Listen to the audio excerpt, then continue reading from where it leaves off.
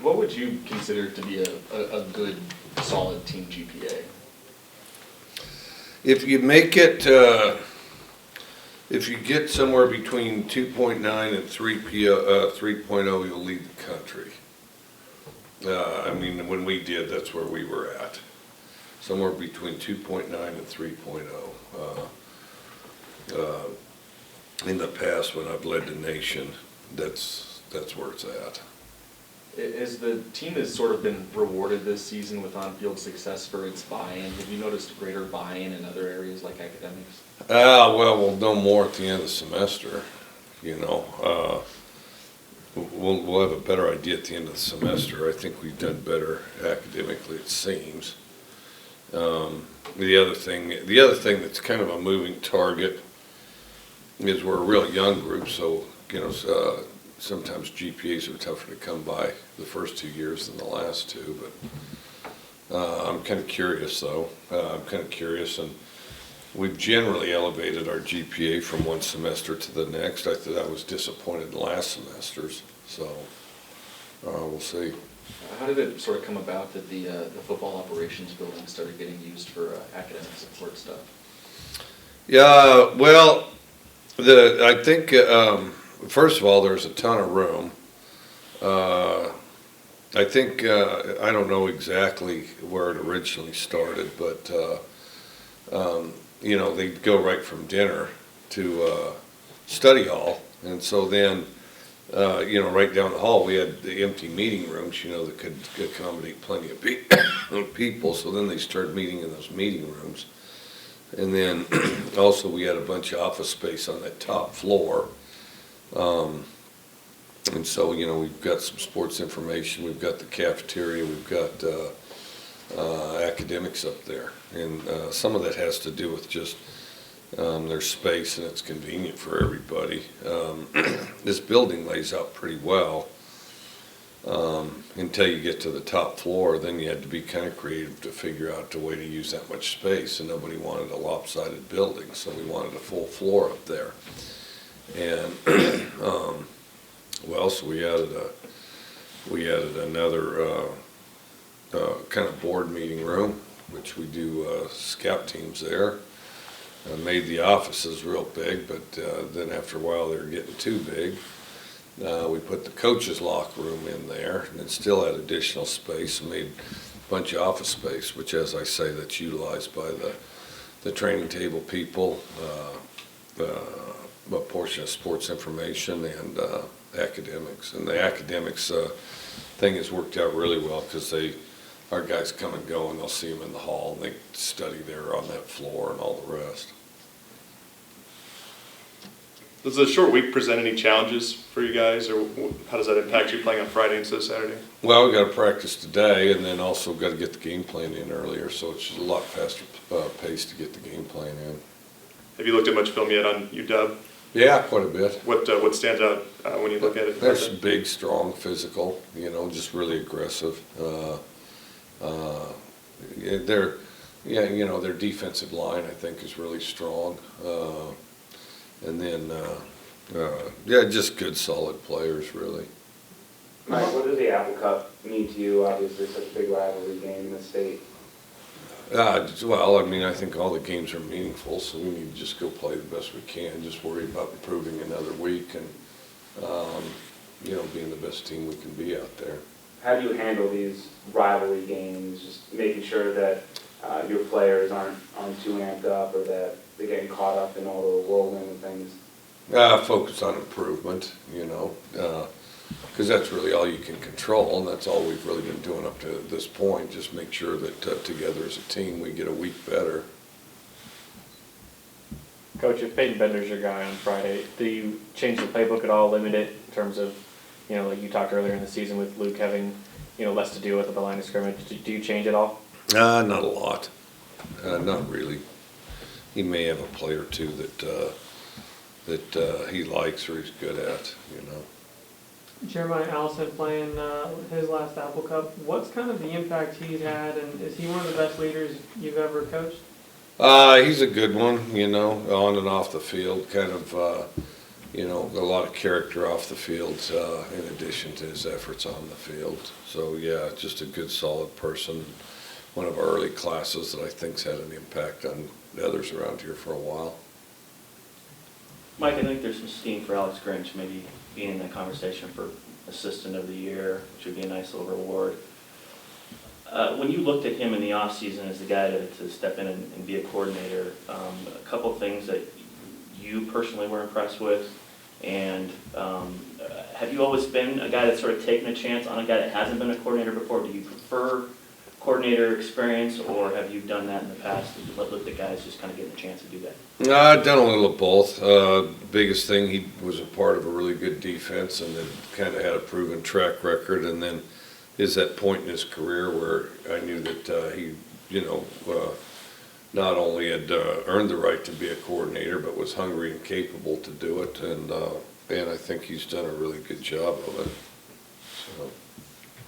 Some of the players are talking about kind of next man up mentality. Have you seen that more this year, do you guys, whether it's like even shuffling the offensive line, or just, is that kind of a byproduct of building a program, or what have you seen in that regard? Yeah, I think everybody's worked extremely hard together. I think, you know, some of it is, you know, even though we're still really young, we're a little deeper. And then, but, you know, I think as time's gone on this season, I don't think this has been the case the whole season, but as time's gone on, we've developed into kind of a focused team where, you know, you focus on the task at hand and what counts and what you can control, you know. Any questions on the line for Coach Leach? Yeah, Coach, Matt Hawkins. Go ahead, Steph. Go ahead, Steph. Mike, Jeremiah Allison was talking about how Austin Floyd really served as sort of a mentor to him. Like, I guess, did you realize that they had a relationship, and is there anyone else on the team who you think Floyd really kind of took to? Probably several, I'm sure, you know, but Jeremiah, you know, Jeremiah early on when he got here was, you know, going through, you know, some personal issues, you know, and I think that the Floyds really took him under his wing. I think also some of that had to do with the fact that, you know, Jeremiah was a high academic guy that, you know, has talked about potentially careers in public service or, you know, law and those type of things. So I think he kind of gravitated towards them as advisors and examples, and he's always been one of those guys, and I don't have a list of it, but involved in a whole bunch of different things, you know, that, you know, all the committees and, yeah, you know, all the he's involved in all the stuff that I avoided when I was his age, which are good things, and he's the guy to do it. And part of the reason it'd be good for me to avoid it is so that it's in people's hands like Jeremiah's. Is that unusual from your standpoint, like the presidents of the university taking such interest in a football player? I don't think, not really with Dr. Floyd. He was a special guy that was kind of hands-on, you know, I mean, because it was a team effort between Dr. Floyd and Bill Moose and me and all the coaches to try to build this program. And the other thing is he would meet with our recruits, you know, he would talk to our recruits as they came on campus, and I think that's when they initially became familiar with each other, and you know, and obviously not everybody, but he definitely got to know some individuals, you know, and then I think Jeremiah served on some campus type of committees and things where, you know, they got to know each other, you know, better further. Okay, and with Peyton Bender, I mean, how did you grade him after the last game? Did you guys actually reviewed the film? He's pretty good. When did you actually decide on a starter this year? On a what? On a starting quarterback? He was in camp. I mean, shoot, there's a room full of people here. If they go through their notes, could probably tell you because I got asked every day. I don't know, probably. That's about the time just before, probably, I think, I'm gonna guess just before we left Lewiston. And what is it that swung you Luke's way ultimately? Some of it, just his ability to manage the offense and to run the team. A portion of it, I think, has to do with his experience, and then, you know, in just kind of a more complete overall performance in practices.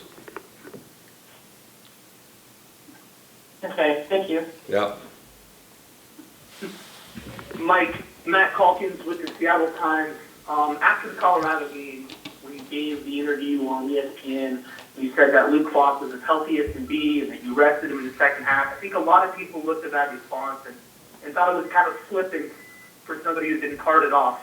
Would you like to answer that question differently if you had the chance? Not really, because I think it's ridiculously foolish to ask me anything that relates to injuries to begin with, especially given the fact I never answer questions on injuries. And then the idiocy of asking me about injuries goes even several layers deeper when you consider the fact that I have virtually no input on it, and the doctors handle it, and they don't ask me anything about it. So I guess I would turn that, I'd turn the question back to you.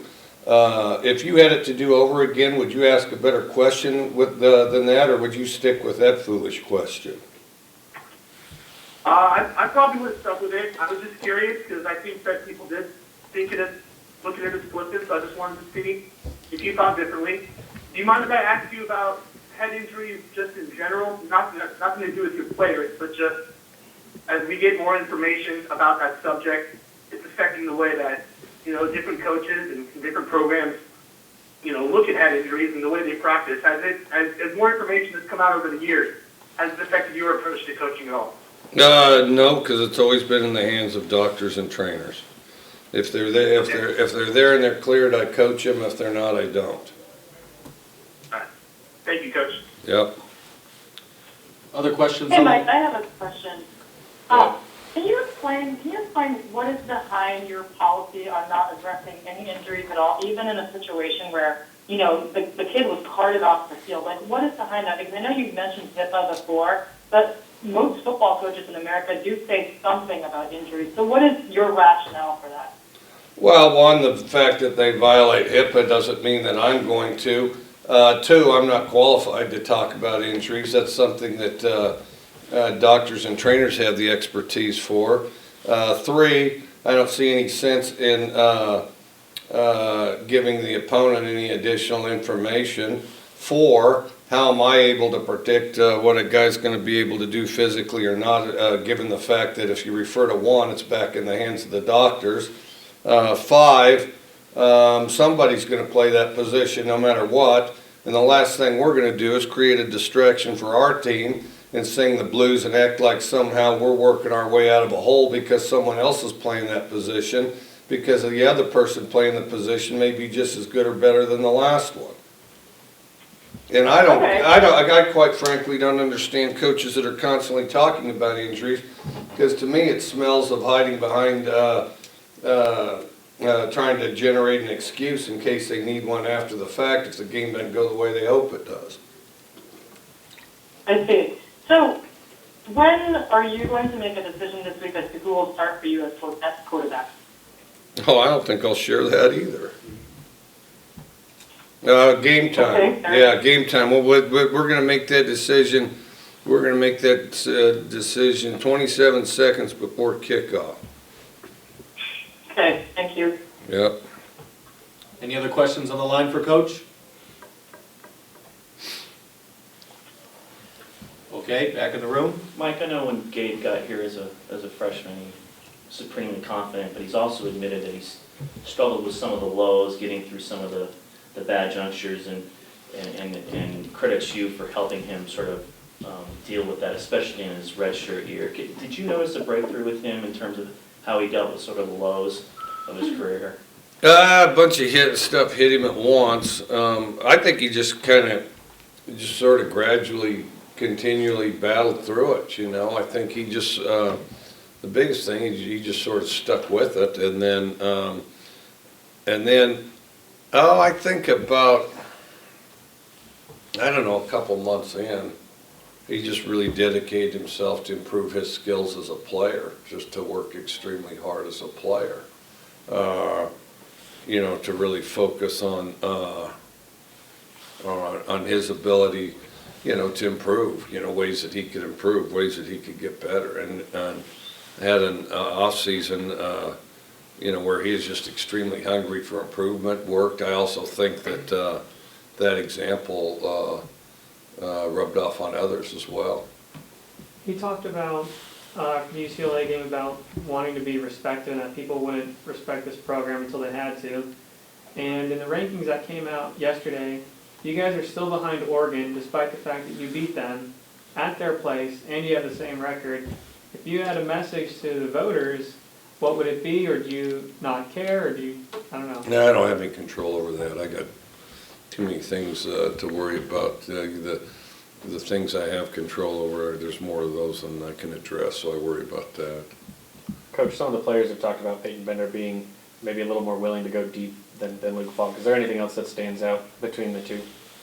You know, very competitive guys. Ball comes off Peyton's hand quick. You know, I mean, you know, both just really good players. What are you guys doing this week in terms of, I guess, Thanksgiving? I know traditionally you guys kind of do something together. Yeah, we'll have an activity and a dinner. I think that's on Wednesday. Yeah, just, you know, these guys just be sensitive to the fact that you know, they're here this week, and keep them occupied. Of course, we'll be plenty busy with practice and meetings too. Let's go last chance on the phone for Coach. One thing, Ted, this is Ted Norris at ESPN.com. Mike leaded me to ask the flippant question. It's rivalry week, so I'm kind of curious about what your favorite rivalry in all of history has been. All of history.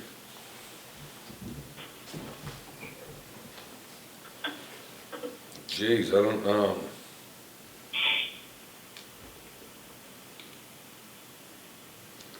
Yeah, that'd take, well, I'd have to think about that one. I mean, there's so many great ones. Shoot, when I was a kid, it's probably the Packers versus the Bears. You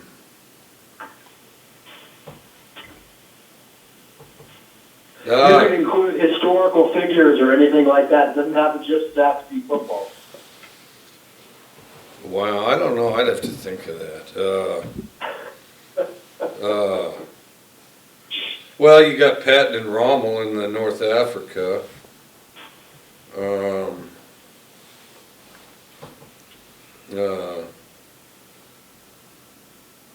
You got, of course, Grant and Lee, and then you got Sherman and all the guys that he worked through, because by then the South was firing a bunch of generals, and you know, they'd put one up and then he'd get them. And of course, Grant did that too. You know, Grant kind of worked his way from west to east. I don't know. There's too many. I mean, that's too broad. Too broad, really.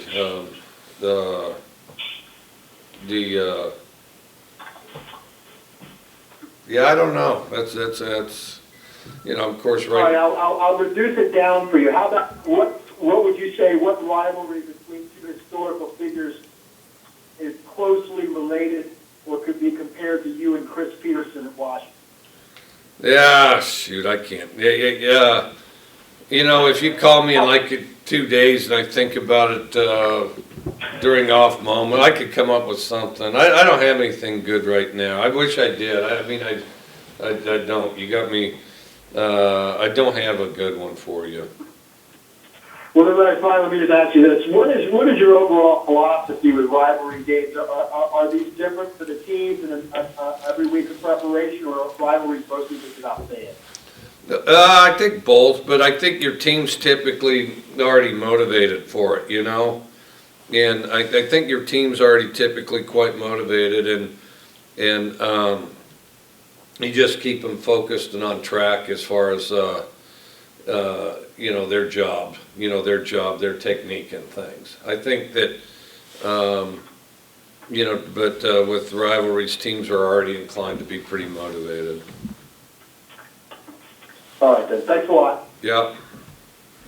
Hey, Coach, one more for you. A lot of the guys have said, Peyton Bender is very calm, and I know all year we've talked about Luke Falk being calm. Do they exude different kinds of calm? Like, how would you describe that? Peyton's calm. Peyton does a good job being calm. And then some of it's just that, I guess he's got more experience, but I'd say Peyton's calm and pretty much kind of attack mode. Luke's calm but kind of analytical. Okay, thank you. Yeah. Anything else on the line for Coach? Okay, back in the room. Mike, 8th win of the season last week on Saturday against Colorado. I think you had a string of 7 or 8 win season, at least winning 8 wins at Texas Tech. When you see the foundation you had built at Texas Tech and what you're building here, are there a lot of similarities? Are they similar in a lot of ways? Similar in some. Tech started out with a little better core of players, so kind of a distribution of between the classes, although I thought, we definitely upgraded the talent as time went on. Here we're pretty depleted. And that's why even still we're pretty top-heavy freshmen, sophomores. Biggest thing here, we had a kind of a semblance of a D-line at Tech. We built it here. O-line in both places, we had to build that up, and the better we got the O-line, the more things started to improve. Tech had been either barely made a bowl or close to a bowl before we got there. Here they weren't even close to one, So I think further to go here. As far as recruiting, both the places, once people get there, are excited about it, like what they see, all those things. But they don't have an initial visual a lot of times because they haven't been there. There's a lot of people even in Texas that haven't been to Lubbock. And then on the West Coast, generally positive impression, but they haven't been to Pullman. Too often they ask if it rains all the time here, which, clearly, no, we're in the foothills of the Rockies. We're not over there in, the cold swamp, And so then but then once they see it, and this is like the ultimate of college towns, And then, so it's similar that way. You can actually more places can get here quicker because there's direct flights. Like LA is really only a couple hours away. So I guess it's similar from that standpoint, that there's an isolation thing. But the biggest thing that they have in common is all of them just try to get everybody's energy and attention the same direction so that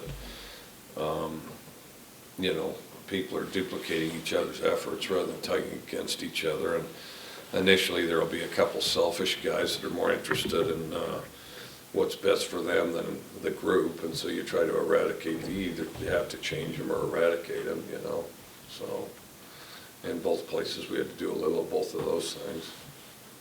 Other questions for Coach?